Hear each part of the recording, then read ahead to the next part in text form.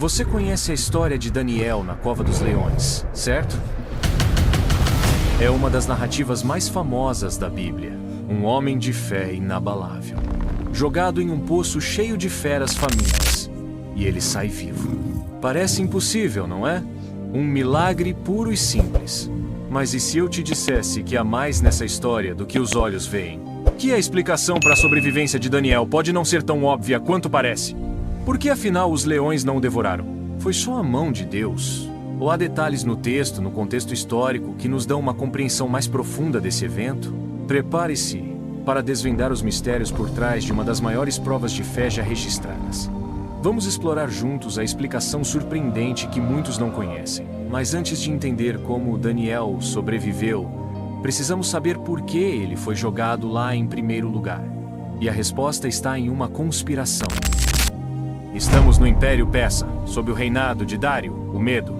Daniel não era um novato. Ele já servia reis babilônicos como Nabucodonosor e Belsazar, e agora era um dos 3 administradores mais importantes do vasto Império Persa. Sua sabedoria e integridade eram notórias, tanto que o rei Dário planejava colocá-lo acima de todos os outros administradores e sátrapas. Isso, claro, gerou inveja.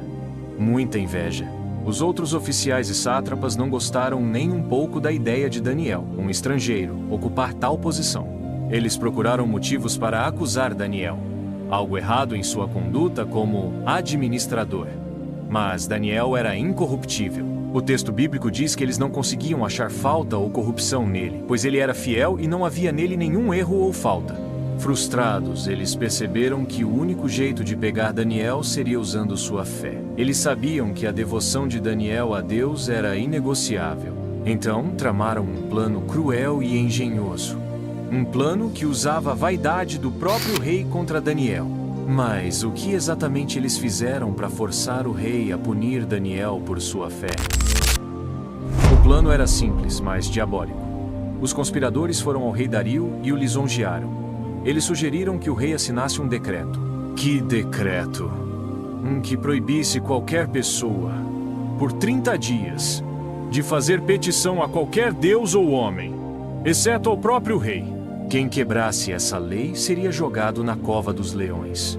Eles apresentaram isso como uma forma de honrar o rei e fortalecer sua autoridade. Dário, talvez inflado pela bajulação ou sem perceber a armadilha, assinou o decreto.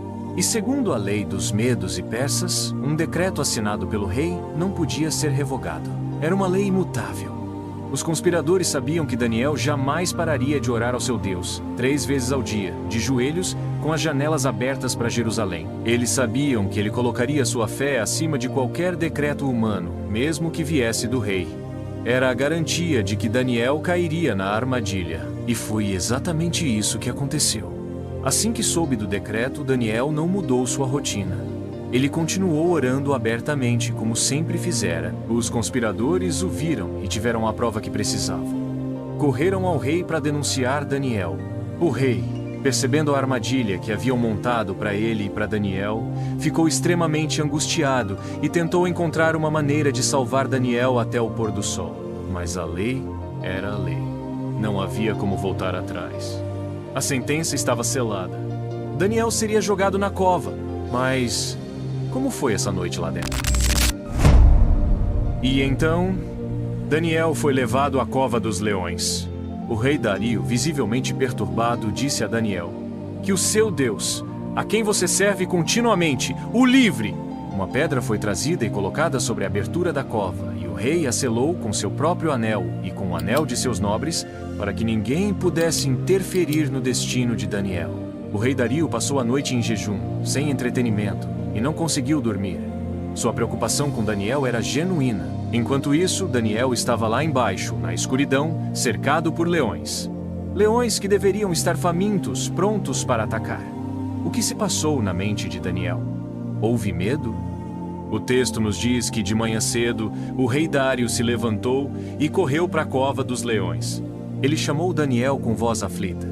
Daniel, servo do Deus vivo, foi o seu Deus, a quem você serve continuamente, capaz de livrá-lo dos leões? E a resposta veio de dentro da cova. Uma voz viva. Ó rei, vive para sempre. O meu Deus enviou o seu anjo e fechou a boca dos leões. Eles não me fizeram mal algum, pois fui considerado inocente à vista de Deus. Também a ti, ó rei, não fiz mal algum. Daniel estava vivo e ileso. Um anjo fechou a boca dos leões? Isso é a explicação completa? Ou há algo mais que podemos aprender sobre a natureza desses leões ou o propósito divino nesta história? A explicação que Daniel dá é clara e direta. Deus enviou um anjo que fechou a boca dos leões. Para a fé, isso é suficiente. É um milagre, uma intervenção divina clara para proteger seu servo fiel. Daniel foi considerado inocente por Deus. E também não havia cometido crime algum contra o rei, pois a lei divina estava acima da lei humana. Mas podemos olhar para outros aspectos. Que tipo de leões eram esses? Eram leões selvagens, recém-capturados? Ou leões que talvez fossem mantidos para execuções, talvez não tão famintos ou condicionados? O texto não especifica, mas a ideia de um anjo intervindo aponta para algo sobrenatural, além de qualquer explicação naturalista sobre o estado dos leões. O foco principal da história não é a biologia dos felinos, mas a soberania de Deus e a fidelidade de Daniel. A explicação mais profunda está no propósito dessa prova. Foi uma demonstração do poder de Deus para proteger aqueles que são fiéis a Ele, mesmo diante das piores ameaças. Foi também uma confirmação pública da integridade e justiça de Daniel. O rei Dario ficou extremamente feliz e ordenou que tirassem Daniel da cova. Ele não tinha nenhum ferimento. E o que aconteceu com os conspiradores? O rei ordenou que eles fossem jogados na mesma cova dos leões junto com suas esposas e filhos. E antes mesmo que chegassem ao fundo, os leões os dominaram e lhes esmigalharam os ossos. Isso mostra que os leões eram capazes de devorar. O milagre foi, de fato, a proteção sobrenatural sobre Daniel. Mas qual a lição final e o impacto dessa história para nós hoje? A história de Daniel na Cova dos Leões nos ensina lições poderosas. Primeiro, a importância da fidelidade inabalável a Deus, mesmo sob perseguição e ameaça de morte. Daniel não comprometeu sua fé. Ele continuou a orar como sempre fez, mostrando que sua lealdade a Deus estava acima de qualquer decreto humano. Segundo, demonstra o poder e a soberania de Deus para proteger seus filhos. Deus não impediu que Daniel fosse jogado na cova, mas garantiu sua segurança lá dentro. Isso nos lembra que Deus pode nos proteger nas tribulações, não apenas das tribulações. Terceiro, a história serve como um testemunho público.